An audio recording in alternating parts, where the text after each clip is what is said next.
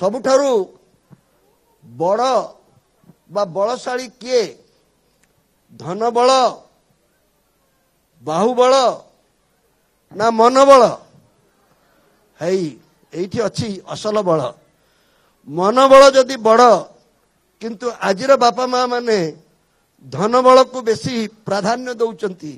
କେତେ ରୋଜଗାର କରୁଛୁ, ଯେ ଯେତେ ବେଶୀ ଅଧିକ ରୋଜଗାର କରୁଛି ସେ ସେତିକି ବଡ଼ ଲୋକ।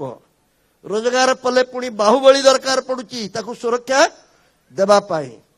ମୁଁ ଭାବେ ମନୋବଳ ଯଦି ଥିବ ଏ ଧନବଳ ବାହୁବଳ କିଛି କାଟୁ କରିବ ନାହିଁ। ମନରେ କେତୋଟି ଅକ୍ଷର ଅଛି ପିଲାମାନେ? ମନରେ କେତୋଟି ଅକ୍ଷର? କେତୋଟି? 3ଟି? 2ଟି। ପ୍ରଥମ ଅକ୍ଷର କଣ? ମ। ଦ୍ୱିତୀୟ ଅକ୍ଷର କଣ? ନ। ତୁମକୁ ଗୋଟିଏ ଫର୍ମୁଲା ଦେଇ ମୁଁ ବିଦାୟ ନେବାକୁ ଚାହୁଁଛି। ପ୍ରଥମ ଅକ୍ଷର ମରେ ହାତରେ ଯେତିଟି ଆଙ୍ଗୁଳି ଅଛି ସେତିଟି ମ ମନେ ରଖ। ପ୍ରଥମ ମ କଣ? ମା। ମାକୁ ଯିଏ ଅବହେଳା କରେ ସେ ଜୀବନରେ କେବେ ଉନ୍ନତି କରିପାରିବ ନାହିଁ। ଦ୍ୱିତୀୟ ମଟି କଣ? ମା ପାଟିରେ, ମା ପେଟରେ 10 ମାସ ରହିଲା ପରେ ତୁମେ ଯେତେବେଳେ ବାହାରକୁ ଆସ କୋଉଠି ପଡ? ମାଟିରେ ପଡ। ଯୋଉ ମାଟିରେ ପଡ ସେଇଟା ତୁମର ହେଲା ମାଟି ବା ମାତୃଭୂମି। ମା ମାଟି। ପୁନାରେ ଯୋଉମାନେ ଜନ୍ମ ହେଇଯାଇଛନ୍ତି ବାପା ମା ମାନେ ଏଠି ଚାକିରି କରୁଛନ୍ତି ବୋଲି ଏ ମାଟି ମଧ୍ୟ ତୁମର ମାତୃଭୂମି ହେଲା। ମାତୃଭୂମିକୁ ବା ମାକୁ ବା ମାଟିକୁ କେବେ ଭୁଲ ନାହିଁ। ତୃତୀୟ ମ କଣ? ମା ପେଟରୁ ଜନ୍ମ ହେଲା ପରେ ପିଲାଟି କଣ କରେ? କାନ୍ଦିବାକୁ ଆରମ୍ଭ କରେ।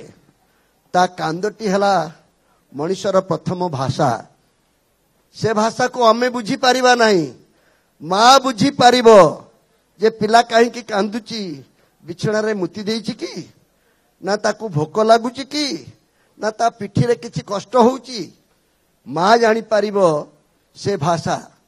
ତେଣୁ ମରେ ମାଟି, ମା ମରେ ମାଟି, ମରେ ମାତୃଭାଷା।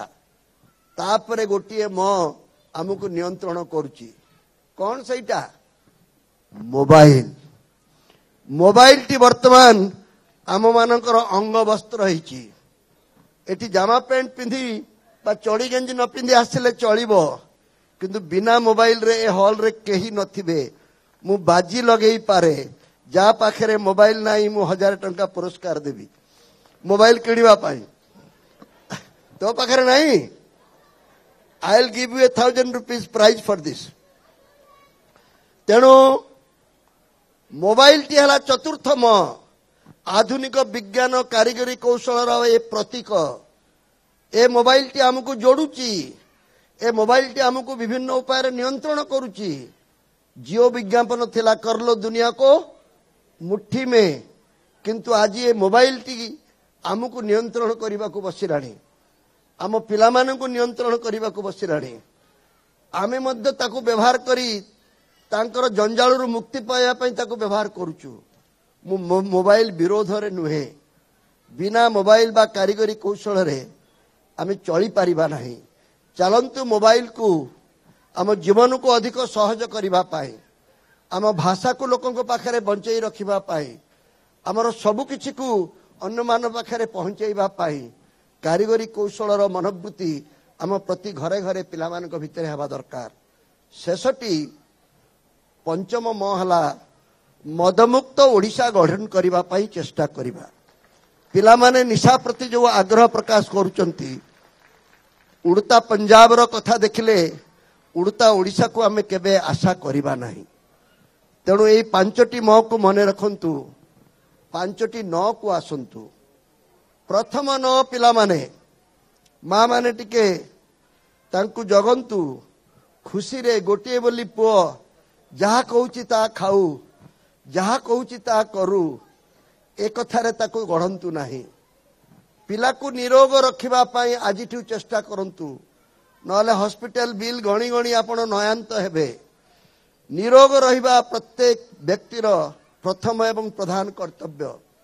डाक्तरी पढ़िबा पई जतिकी पैसा खर्च करूछथि कि दरकार नाही निरोग रही गले समस्ते डाक्तर को भाव कमी जीवो मु डाक्तर मान व्यापार को खराब करने को चाहू ना निरोग रहिबा हला हमर प्रथम कार्य रोगा लोक को कई भल पाती ना निरोग लोक को समस्ते आदर करती निरोग रहिले तुम रक्त दे पारिबो निरोग रहिले अन्य को साहाय्य करि पारिबो निरोग पर द्वितीय न निरहंकार अहंकार शून्य पिलाटी तैयारी करबा दरकार टिके टिके कथारे आज आम एत अहंकारी हेचु आम पिला मानक भितरे अहंकार न हो माँ माने टिके टिके मिठा अहंकार करंतु मो पुओ 90% रखिची नीट रे पाइची आईआईटी रे पढ़ुची किंतु हठात 2 वर्ष परे पुणी खसी जाउची ए विषय रे जत्नमान हेबा दरकार आम ओडिया पिला माने अहंकार रु दूरे रहिबा दरकार